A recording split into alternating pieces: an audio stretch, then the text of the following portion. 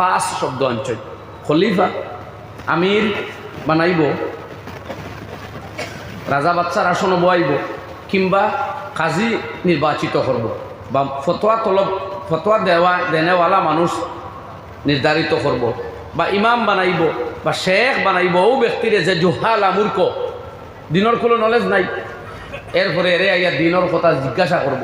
ফাসু ইলু ফাফতাও বিগাইরে ইলমিন, এর বাদে বিনা ইলমে ফতোয়া দিব। ফাদল্লু, তারাও গুমরা হইব, ও আদাল্লু, উম্মতরেও গুমরা করব।